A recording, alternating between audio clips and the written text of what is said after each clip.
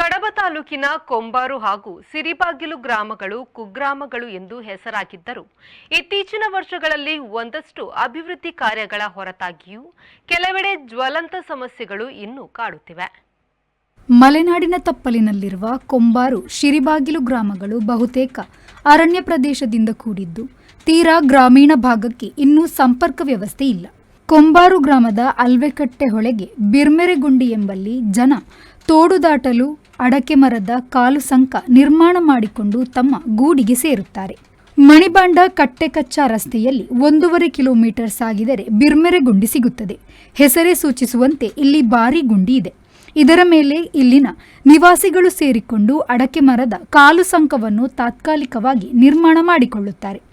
June ತಿಂಗಳಿಂದ December ತನಕ ಕಟ್ಟೆ ಪ್ರದೇಶದ 10 ಮನೆಗಳಿಗೆ ಇದೇ ಕಾಲು ಸಂಕದ ಆಸರೆ. ಇದು ಇಲ್ಲಿನ ಜನಗಳಿಗೆ ಸಾಮಾನ್ಯವಾಗಿದ್ದರೂ ಕಾಲು ಸಂಕದ ಮೇಲೆ ಸರ್ಕಸ್ ಮಾಡಿಕೊಂಡು ಹೋಗುವುದು ಅಪಾಯಕಾರಿಯಾಗಿದೆ. ನೋಡಿ, ಇದು ದಕ್ಷಿಣ ಕನ್ನಡ ಜಿಲ್ಲೆಯ ಕಡಬ ತಾಲೂಕಿನ ಕೊಂಬಾರು ಗ್ರಾಮದ ಕಟ್ಟೆ ಎಂಬಲ್ಲಿರುವಂಥ ಇದು ಅಡಿಕೆ ಮರದ ಪಾಲ. ಇದು ಇಲ್ಲಿ ಜನ ಇಲ್ಲಿ ಸಂಚರಿಸ್ತಾರೆ ಯಾವಾಗಲೂ. ಈ ಕಡೆ ಸುಮಾರು ಒಂದು 20 ಮನೆ ಇದೆ. ಹಾಗೆ ಶಾಲೆ ಮಕ್ಕಳು ಕೂಡ ಒಂದು 20-25 ಜನ ಶಾಲೆ ಮಕ್ಕಳಿದ್ದಾರೆ.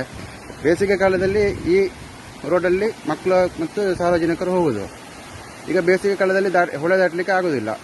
ಇಲ್ಲಿ ನದಿಯಲ್ಲಿ ನೀರು ತುಂಬ ಬರ್ತದೆ, ದೊಡ್ಡವರಿಗೆ ಕೂಡ ದಾಟಿ ಹೋಗಲಿಕ್ಕೆ ಕಷ್ಟ ಆಗ್ತದೆ. ಆ ಟೈಮಲ್ಲಿ ಇಲ್ಲಿಯ ಜನ ಸೇರಿಕೊಂಡು ಇಲ್ಲಿ ಒಂದು ಅಡಿಕೆ ಮರದ ಪಾಲ ನಿರ್ಮಿಸಿದ್ದಾರೆ.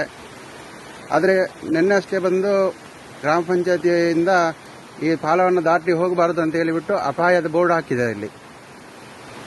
ನಾವು ಈ ಬಗ್ಗೆ ಕಳೆದ ಡಿಸೆಂಬರ್ನಲ್ಲಿ ನಾವು DC ಅವರಿಗೆ ಮತ್ತು ಮಾನ್ಯ ಅಂಗಾರ ಸಚಿವರಾಗಿದ್ದಂಥ ಅಂಗಾರ ಅವರಿಗೆ ಮತ್ತು ಈಗ ಸಚಿವರಾಗಿರುವಂತಹ ಭಾಗೀರಥಿ ಮುರಳಿ ಅವರಿಗೆ ಹಾಗೆ ಸರ್ಕಾರದ ಅಧೀನದಲ್ಲಿರುವಂಥ ಅಧಿಕಾರಿಗಳಿಗೆ ಎಲ್ಲ ನಾವು ಅರ್ಜಿಯನ್ನು ಸಲ್ಲಿಸಿದ್ದೇವೆ. ಕಳೆದ ವರ್ಷವೇ ಸಲ್ಲಿಸಿದ್ದೇವೆಲ್ಲ.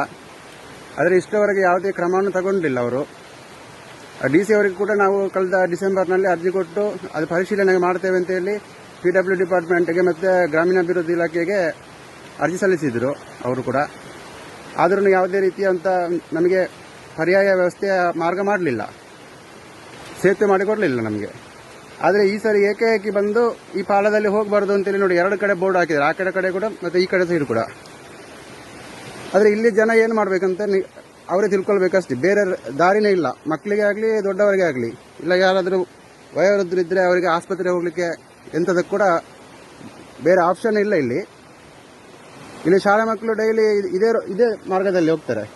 ಅವ್ರು ಏನು ಹೇಳ್ತಾರೆ ಅಂತ ಕೇಳಬೇಕಾದ್ರೆ ನೀವು.